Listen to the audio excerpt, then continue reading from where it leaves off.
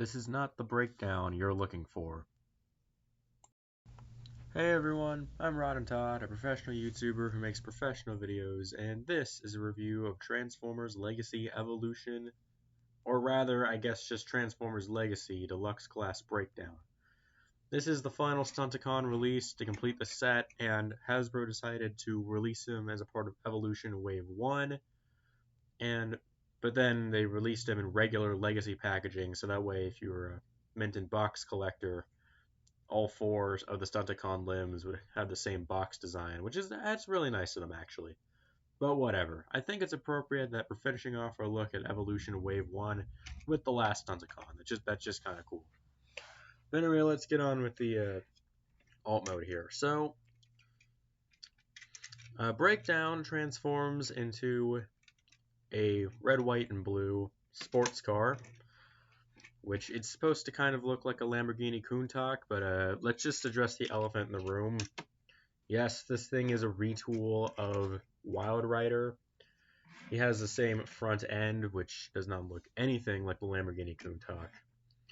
However, they did retool it in a few areas, specifically towards the back. You can see there how it's different sculpting there. However, the rest of it is fundamentally the same. That is a little bit disappointing. However, I will say it definitely is not as jarring as as one might think it is. It's certainly a bit strange, but it doesn't completely ruin the alt mode for me that the front is a little bit more square. If anything, I'm just glad he has the spoiler. That's really nice that they were able to throw that in there. However, I personally would have preferred it being integrated into the toy itself as opposed to just being a separate piece, but we'll get into that.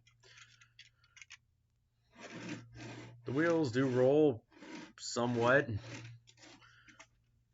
and there is some really bad paint matching on this figure. You can totally see it on camera. The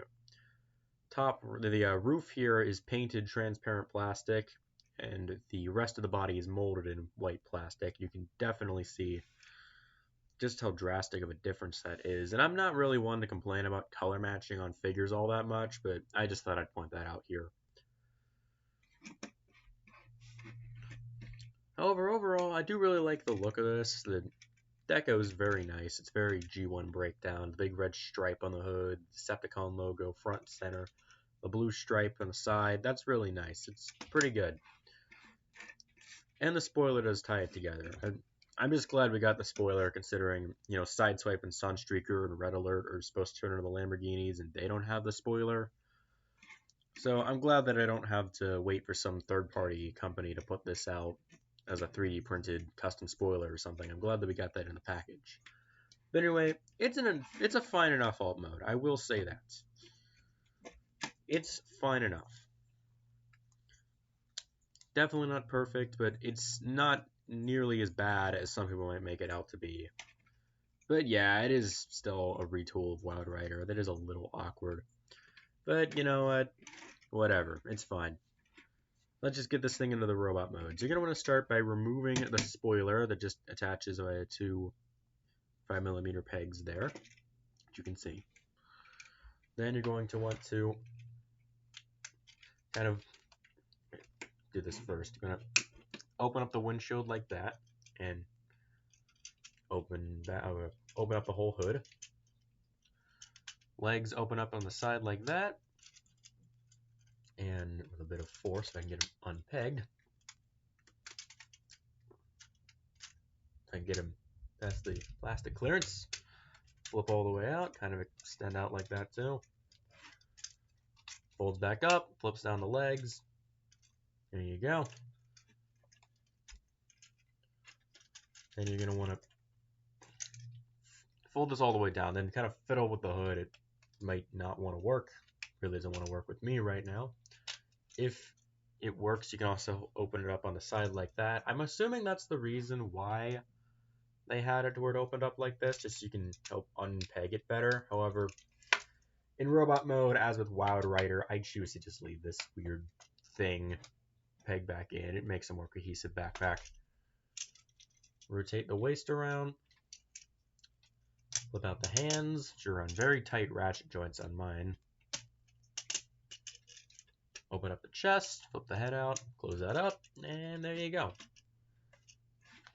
It's a really straightforward transformation, however it does have a lot of parts clashing and fiddling required, which is not the best, but you know, whatever. You can see Breakdown in his robot mode right there, so let's just talk articulation, get that out of the way.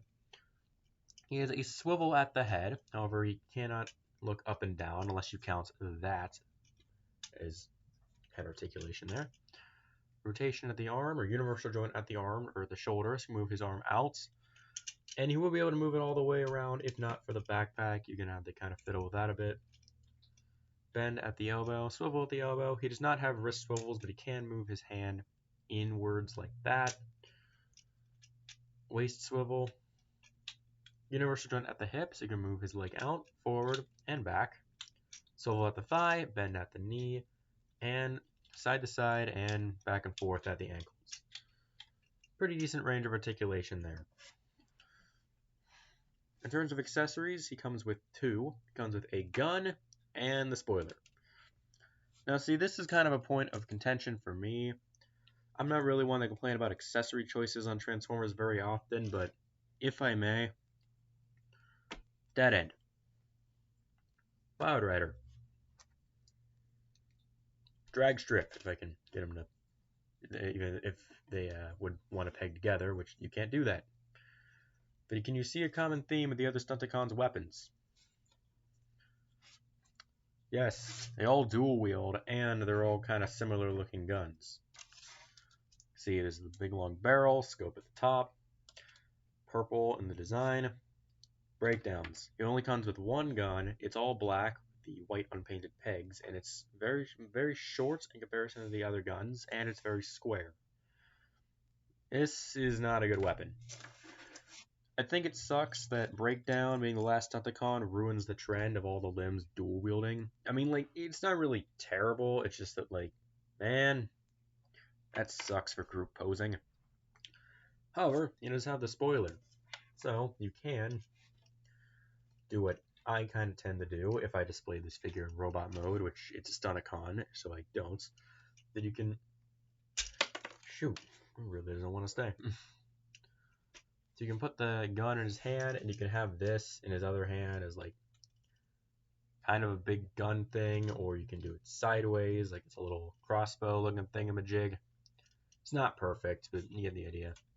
Or you could do what they did with Red Alert in Siege, because just like with Red Alert, the gun barrel on this is actually a 5mm peg, so you can hold it upright.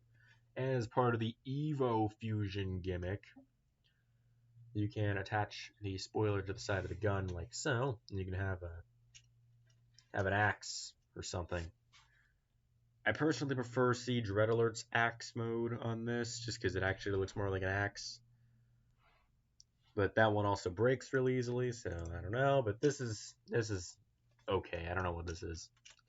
To be fair, I guess I should be fine that we even got a spoiler at all, considering, as I said, other Lamborghinis in the recent generation series, like Sideswipe and Sunstreaker, don't have their spoilers. So I guess I should be glad Breakdown even has that, but it means that we ruin the awesome weapon cohesiveness that we've gotten with the other Stunticons. And I feel like I should be obligated to have Wild Rider in his Robo mode here, because since they are retools of each other, we can compare. As you can see, he does pretty much have mostly the same parts. The arms, oh no, the waist is different. So the arms, the thighs, and the legs are all the same. However, he does have a different head, chest, and waist piece, which does give him a little bit of a different look. Just like with Wild Rider, though, oddly enough, they both have a little transparent piece of plastic in the head for light piping, but their eyes are painted over, so they can't actually use that. I find that strange that they kept that on Breakdown. That's weird. Actually, does Wild Rider have light piping? I've never... Oh, he does! Wild Rider has light piping. Yeah, they can't really see it very well. Yeah, Wild Rider has light piping. I've never noticed that. It always look like the eyes are painted over to me. Huh. Well, now I gotta check Breakdown.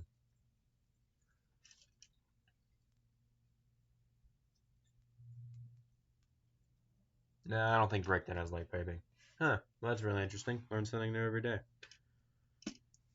But yeah, this is fundamentally the exact same figure as Wild Rider. So, my final verdict on Breakdown as a figure, he's just okay. Compared to Dead End, Drag Strip, and Motormaster, he's not that great. I think the robot mode is very basic.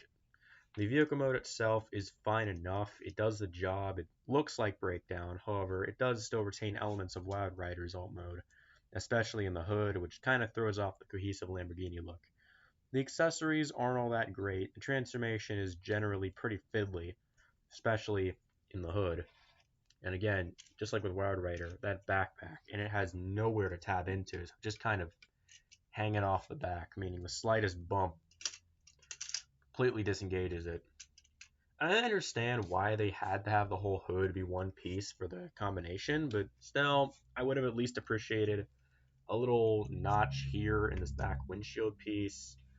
It would have allowed it to tab in somehow or lock in place, like right here or something. That would have been really nice.